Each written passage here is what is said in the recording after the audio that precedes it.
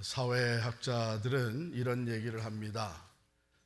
지나간 19세기가 여성을 발견한 세기라면 20세기는 어린이를 발견한 세기요, 21세기는 노인을 발견하는 세기가 될 것이라 이렇게 얘기를 합니다. 어린이를 발견한 세기, 무슨 뜻일까요?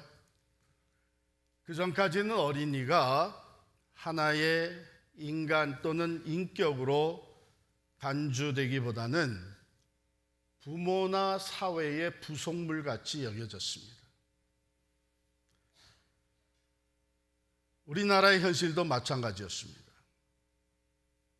어린이라는 말, 우리가 사용하는 어린이라는 단어는 1920년에 소파 방정환 선생님이 어린 아동들을 하나의 인격체로 보아야 한다라는 취지에서 처음으로 사용하기 시작한 것입니다.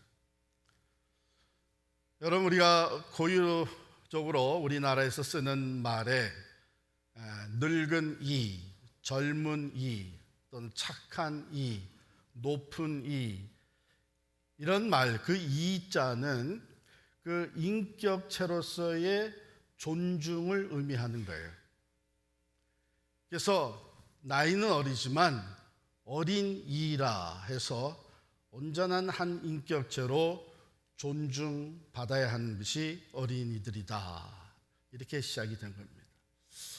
그게 1920년에 그 어린이라는 단어를 사용하면서 이런 취지가 소개되기 시작을 했는데, 무려 지금부터 2000년 전에 예수님은 어린아이들을 어떻게 대하셨는가 하는 것을 오늘 본문이 말해주고 있습니다. 먼저 짧은 본문이지만 여기에 어린아이들에 대한 어른의 언행들이 나타나고 있어요. 그리고 그 어른의 언행들이 어린아이들에게 어떤 영향을 주었겠는가 하는 것을 먼저 생각해 보십시다. 13절에 보면 사람들이 예수께서 만져주심을 바라고 어린아이들을 데리고 오매, 아마 이 사람들은 대부분이 그 아이들의 부모였겠죠. 야, 우리 예수님께 가자. 예수님이 너희 이렇게 만져주시면 얼마나 좋겠니? 그 당시에 훌륭한 랍비가 있으면 그 랍비들에게 가서 랍비가 손을 얹어주는 것, 또 기도해 주는 것, 이것이 큰 기쁨이고 또 특권이었어요. 그러니까 부모들이 우리 예수님께 가자. 예수님이 많은 병자도 고쳐주시고 예수님이 말씀을 가르치면 봐라, 얼마나 많은 사람들이 그를 따라다니니 귀신도 다 쫓겨나고 예수님은 사랑이 많으신 분이야. 그러니까 우리 예수님께 가자. 이렇게 부모들이, 어른들이 아이를 데리고 갈 때에 아이들의 마음이 어떻겠어요? 얼마나 신이 났겠어요. 그 훌륭한 사람들 주변에는 어른들만 모이는 건 줄 알았는데, 우리도 갈 수 있다고? 예수님이 우리를 만져주신다고? 너무나 신이 나서 따라 나섰을 거예요. 여러분, 우리가 부모로서 자녀들에게 해줄 수 있는 가장 귀한 일 중에 하나는 예수님을 만나게 해주는 거예요. 예수님께로 인도하는 것입니다. 우리가 진정 예수님이 모든 사람에게 길과 진리와 생명이 되신다면 우리 자녀들이 그 예수님을 만나야 되잖아요. 그렇기 때문에 예수님께로 인도해 가는 것, 그리고 그것을 따라가는 아이들의 마음은 기쁘고 기대가 넘치게 되는 것이죠. 자, 두 번째 어른들의 또 행동이 나오는데요, 13절에 보면 사람들이 아이들을 데리고 오는데 제자들이 꾸짖건을 그랬어요. 이 어른들, 제자된 어른들은 예수님의 가장 측근에 있었던 사람들이잖아요. 근데 막 꾸짖는 거예요.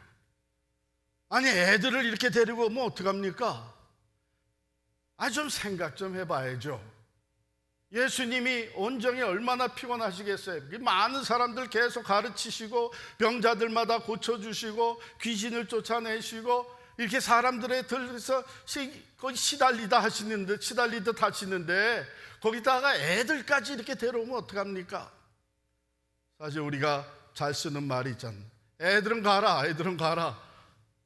자, 이때에 아이들은 어떤 영향을 받았을까? 막 기대치 차서 신나게 예수님 앞으로 나오는데 혼이 나는 거예요.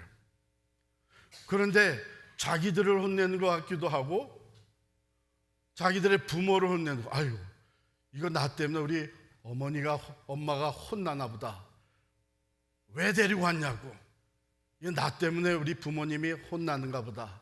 아마 놀래서 엄마 뒤에 숨고 무슨 일이 벌어지나 하고 있었어요. 우리 어른이 하지 말아야 될 가장 큰 중요한 일 중에 하나가 예수님께 나오는 것을 가로막는 것입니다. 우리 어른들의 기대는 있죠. 아이들에게 기대하는 것이 있죠. 오려면 조용히 줄 서서 차례차례 시끄럽게 하지 말고 뭐 이런 기대가 있죠. 사실 이 제자들이 취한 행동은요, 어쩌면 자연스러운 거예요. 선생님, 예수님을 위한다는 마음에서 한 거예요. 그런데 예수님의 마음은 헤아리지를 못한 것이죠. 예수님은 아이들이 오는 것을 기뻐하고 계시는데 그건 헤아리지 못하고 예수님을 위한답시고 아이들이 오는 것을 막아서고 그 어른들을, 부모들을 꾸짖습니다. 제가 캘리포니아에서 목회할 때에 이제 종종 신방을 가는데 어느 날 집사님 가정을 신방하게 됐어요. 그런데 여 집사님은 교회를 너무 열심히 나오고 모든 모임과 프로그램에 적극적으로 참여하는데 도무지 그 남편은 볼 수가 없는 거예요. 안 나오는 거예요. 근데 그 집에 신방 가게 됐거든요. 잘 됐다. 내가 오늘 만나면 꼭 물어보리라 하고서 이제 갔는데 가면서도 걱정이 됐어요. 교회에서 신방 온다니까 또 핑계대고 나가지는 않나. 갔는데 기다리고 있더라고요. 그래서 같이 예배를 드리고 식사를 하고 교제하면서 제가 준비했던 질문을 던졌죠. 근데 왜 교회 안 나옵니까? 두 분이 같이 나오면 얼마나 좋아요. 그러면서 무슨 사정이 있는지 또는 주일날 무슨 특별히 하는 일이 있는지 듣고 싶었어요. 근데 이분이 뭐라고 얘기하냐면 저는요, 교회만 생각하면, 교회 건물만 보면 어렸을 때 트라우마가 아직도 떠오릅니다. 그래요. 얘기를 들어보니까 어렸을 때 살던 동네에 교회가 있었고 그 교회에 유치원이 있었다는 거예요. 그때 뭐 유치원이 이렇게 많지가 않았는데 그 유치원과 함께 놀이터가 있었는데 놀이터에 그네니 미끄럼틀이니 아이들이 놀기 좋은 것들이 준비가 돼 있어요.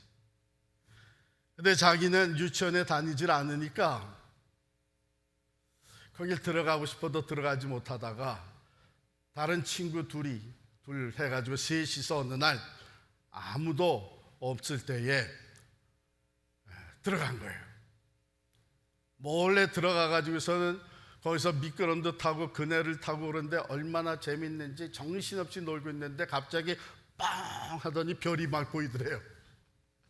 그 당시에 이제 교회에서 관리하고 하시는 분들은 우리 사찰 집사님이라 이렇게 얘기를 했는데 그런 분이 나와가지고 너희 놈들 언제 들어왔어? 어디 누가 들어오라 그랬어? 누가 여기서 놀라 그랬어? 한 대 얻어맞고 그다음에 다시는 교회 가까이 가지 않는. 그때 너무나 놀래가지고 여러분, 교회를 잘 관리한다고 하는 생각에서 그랬겠죠. 그런데 진짜 교회의 주인이 되시는 예수님은 뭘 기뻐하시겠어요? 우리가 하지 말아야 될, 우리 특별히 우리 신앙인의 신앙 부모님으로서 하지 말아야 될, 아이들이 하나님 앞으로 예배 자리로 교회에 나오는 것을 가로막는 일은 하지 말아야 돼요.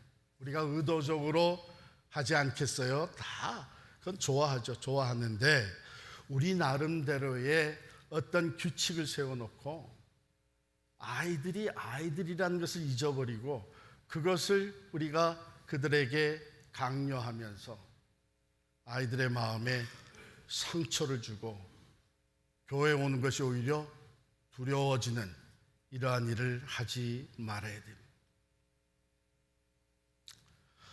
그 다음에 보면 또 다른 어른이 나타났는데 예수님이십니다. 그 모습을 예수님이 보셨어요. 예수께서 보시고 노하시어 이르시되 어린아이들이 내게 오는 것을 용납하고 금하지 말라. 하나님의 나라가 이런 자의 것이니라. 자, 이 어린아이들이 예수님의 제자들에게 그렇게 혼났으니까 마음이 놀래고 겁이 질리고 두려워졌는데 이제 예수님이 일어나서 말씀을 하시니까 이거 예수님의 제자들이 이렇게 혼을 냈는데 예수님은 얼마나 더 크게 혼내실까?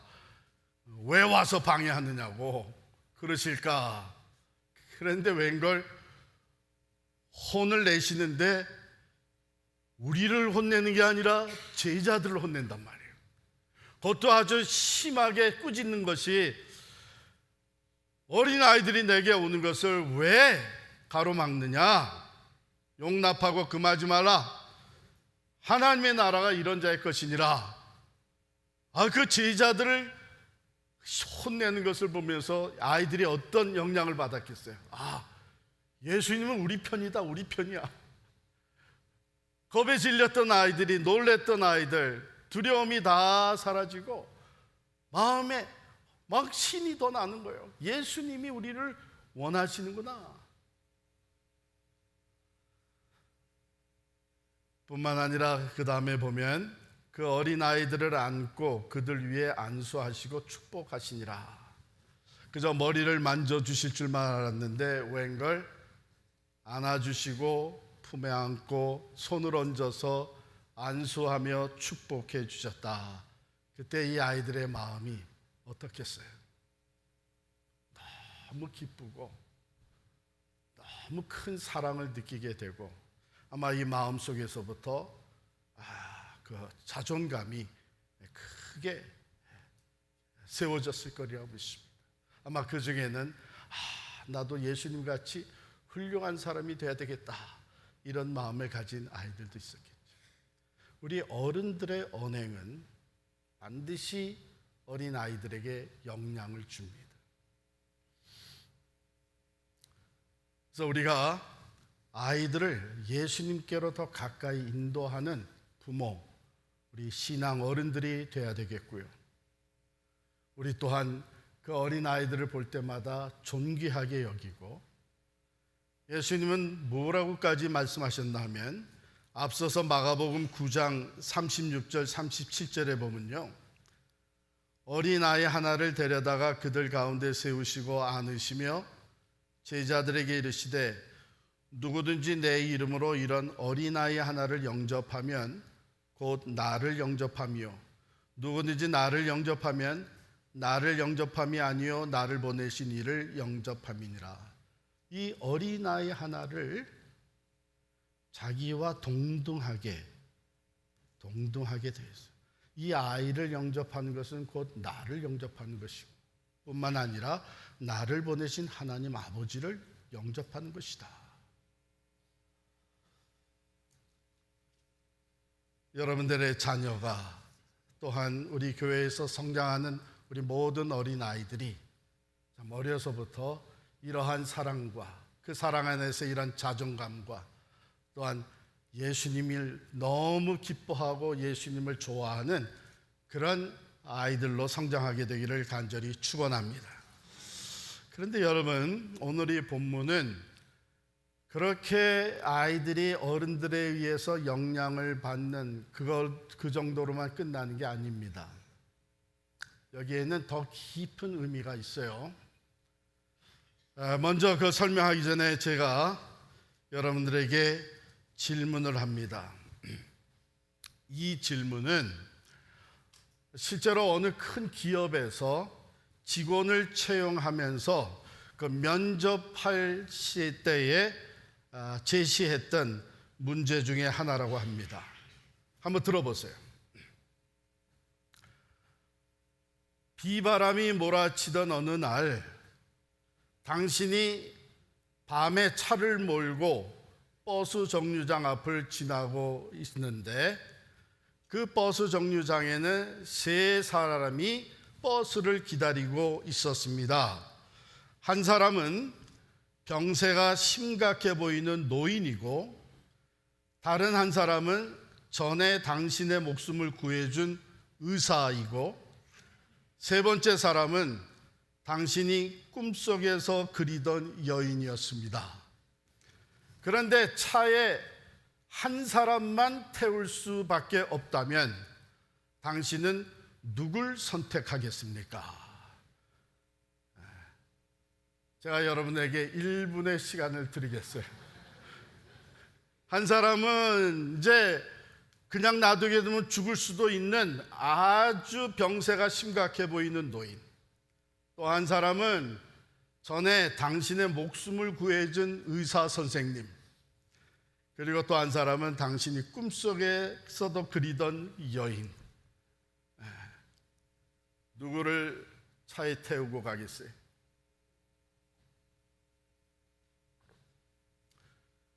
노인. 당장에 이 노인을 살려내야 되지 않겠는가? 내가 아는 사람은 아니지만 이런 생각에서 선택할 수 있겠죠? 의사. 내 생명을 살려준, 구해준 은혜에 내가 보답할 수 있는 좋은 기회가 되고, 그리고 이런 사람하고는 계속 좋은 관계를 유지하는 게 유익하겠다. 여인, 절호의 찬스인데 또 다시 오지 않을 수 있는 이 기회를 놓칠 수 있겠는가? 한 200여 명이 지원을 했는데 그 200여 명 중에 한 사람이 채용이 됐습니다. 그런데 이 채용된 사람은 이 세 사람 중에 하나도 선택하지 않았어요. 이 사람의 답은 이거였습니다. 저는 의사에게 내 자동차 열쇠를 건네주고 그래서 그 노인을 빨리 병원으로 데려가서 치료할 수 있게 할 것이고, 나는 차에서 내려서 그 여인과 함께 버스를 기다리겠습니다.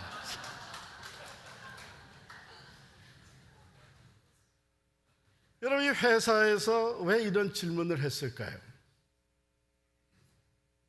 누가 창의적인 사고를 하는가?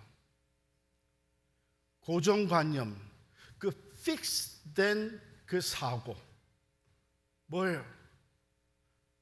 차는 내가 반드시 타고 가야 되는 거라고 생각을 하고 있는 거예요. 그런데 그 생각을 내려놓지 않는 한은 이 세 사람 중에 하나를 택해야 되는데, 하나를 택할 경우에 다른 두 사람에 대해서는 상당히 어려움을 줄 수가 있어요.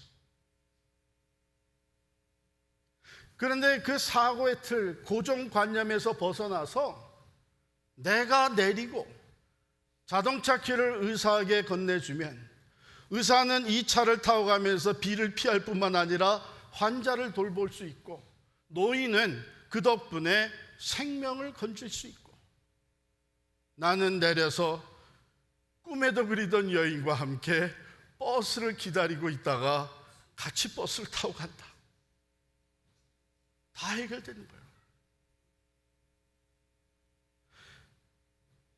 오늘 이 본문 말씀에서 예수님이 당시의 유대인들이 가지고 있었던 고정관념을 깨뜨리고 있는 것입니다. 보세요. 어린 아이들이 내게 오는 것을 용납하고 금하지 말라.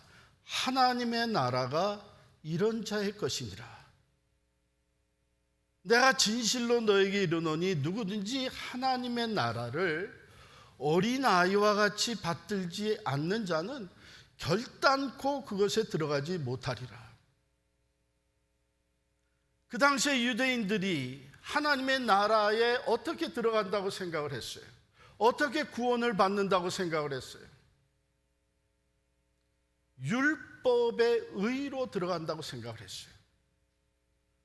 그래서 율법을 누구보다도 더 철저히 지키고 그 인간의 행위의 의의를 누구보다도 높이 쌓아가려고 했던 사람들이 바리새인들입니다.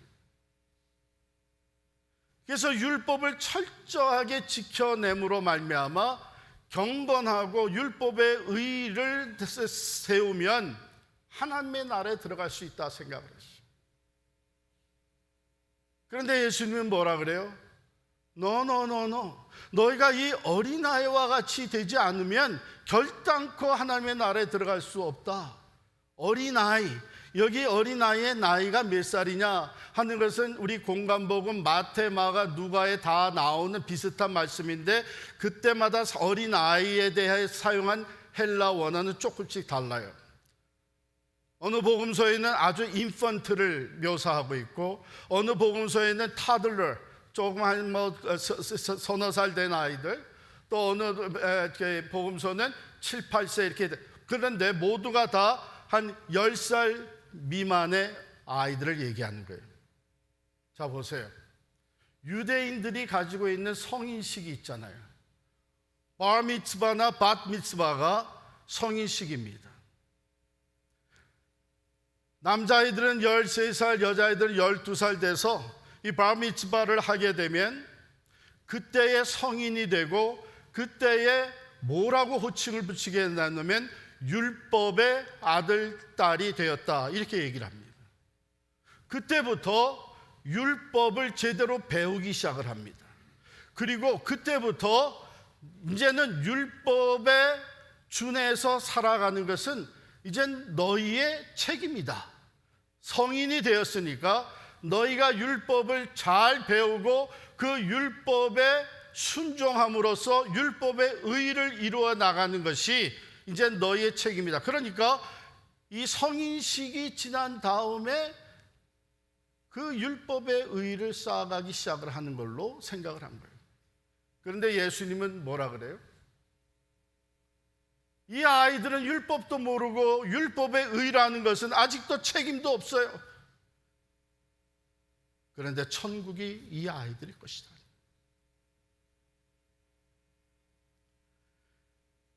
이 유대인들이 오랫동안 가지고 있었던 그 고정관념을 완전히 깨뜨려버리는 이야기를 하신 거예요.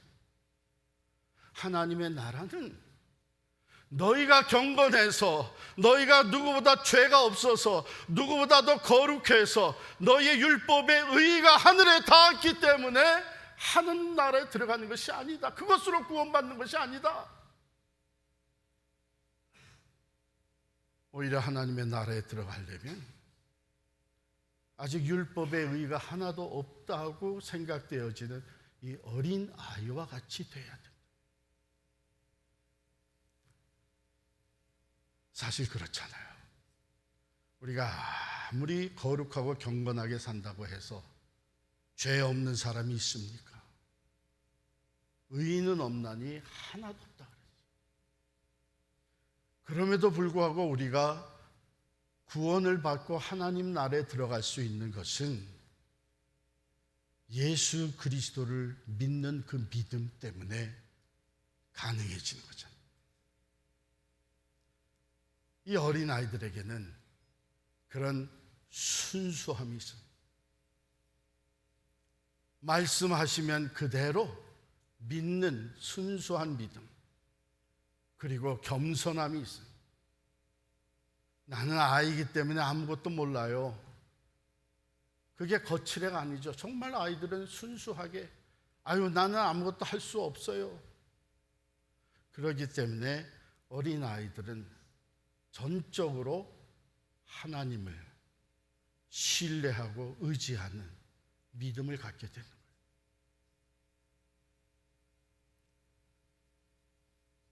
예수님이 말씀하신 것이 하나님의 나라는 이런 자들의 것이니라.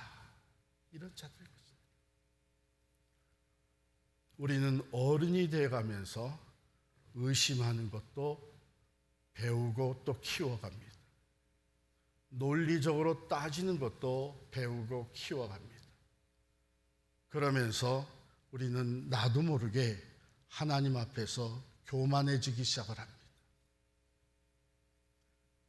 영원하신 지혜, 영원하신 사랑, 영원하신 능력, 영원부터 영원까지 다스리시는 하나님이 우리에게 열어주신 구원의 길, 오직 예수 그리스도를 믿는 믿음, 내가 죄인인 것을 고백하고 예수가 아니면 나는 구원받을 수 없다고 하는 겸허한 마음으로 회개하고 내 죄값을 대신 치러주신 예수님을 내 구주로 영접함으로 말미암아 구원받고 천국에 이른다고 하는 것, 그런 논리가 어디 있어? 자기가 진 죄에 대해서는 자기가 책임을 져야 되는 것이지.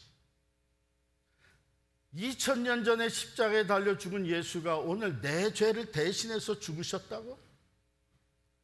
인간의 이 짧은 지혜와 논리를 가지고 그 하나님이 열어주시는 하나님의 구원과 하나님의 섭리와 하나님의 방법을 내가 그것을 따지고 논리적으로 분석하는 가운데 나도 모르게 우리는 하나님의 하나님 되심을 무시하는 교만이 생깁니다. 근데 어린아이들은 그렇지 않죠. 주일학교 선생님들, 우리 전도사님들 얘기를 들어보면 여러분, 예수님이 말씀하시기를 하나님이 우리를 이 온 천하 세상보다도 사랑하신다고 하셨습니다. 예수님의 그 사랑은 우리를 또한 구원하시고 천국으로 인도하십니다. 여러분, 천국에 들어가고 싶은 손 들어보세요. 그러면 저요, 저요, 저요.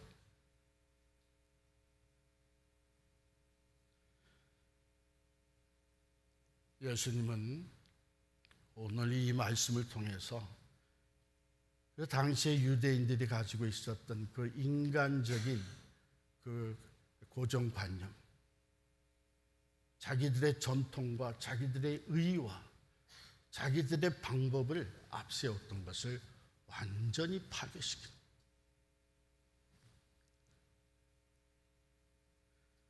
말씀하시기를 다른 복음서에서는 이렇게 말씀하셔요. 너희가 돌이켜 이 어린아이와 같이 되지 아니하면 결단코 천국에 들어가지 못하리라. 하나님의 말씀을 그대로 받아들이지 못하고 교만했던 그 마음을 내려놓고 회개하고 돌이켜 순전한 믿음을 가지고 말씀을 받아들이지 아니하면 겸손한 어린아이와 같이 겸손하여서 나도 죄인일 수밖에 없다는 것을 고백하며 내 의로는 어떤 방법으로도 아무리 의를 쌓아도 천국에 들어갈 수 없다는 죄인됨을 고백하지 아니하면 온전히 하나님이 예수 그리스도를 통해 나타나 보여주신 그 사랑과 그 죄 사함의 구원의 은총을 내가 온전히 신뢰하고 믿음으로 받아들이지 아니하면 결단코 천국에 들어갈 수 없다는 거예요.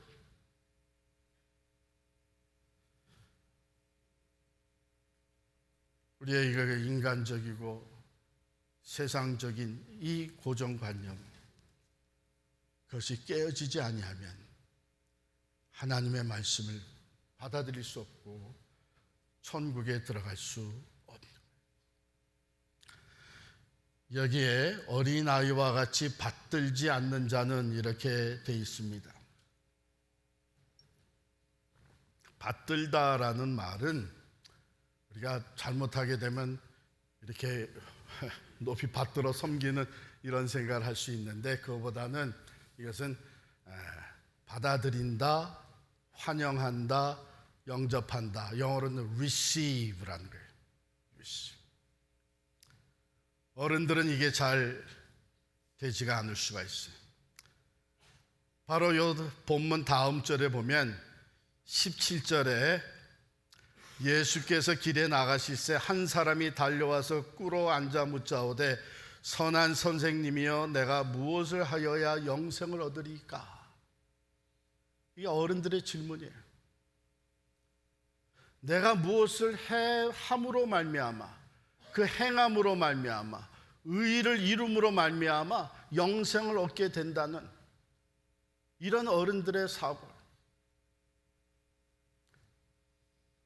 예수님은 그게 아니고 너로서는 겸손하게 죄 있는 것을 고백하고, 그리고 하나님의 말씀을 그대로 받아들이고 믿음으로 하나님을 신뢰하고 의지하면, 그러면 천국에 들어갈 수 있다.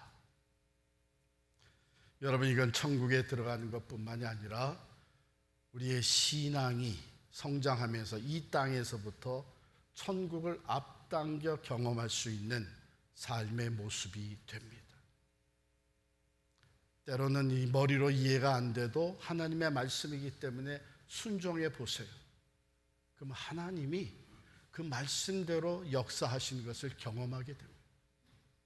그러면서 신뢰, 믿음이 조금씩 더 성장하고 하나님이 나와 함께 하심을 더욱더 확신하게 되고, 그 안에서 우리는 하나님 나라를 앞당겨서 오늘 우리의 삶의 현장에서 경험하며 살게 되는 것입니다. 예수님께서 이렇게 가르치시고 마지막 절에 보면 그 어린 아이들을 안고 그들 위에 안수하시고 축복하시니라. 우리가 이것을 본받았으면 좋겠습니다.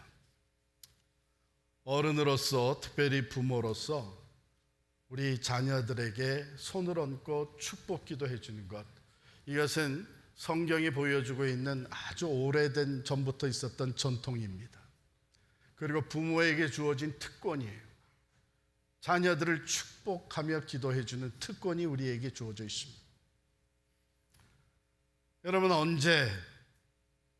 언제 마지막으로 우리 아이들에게 손을 얹고 축복 기도해 주었어요?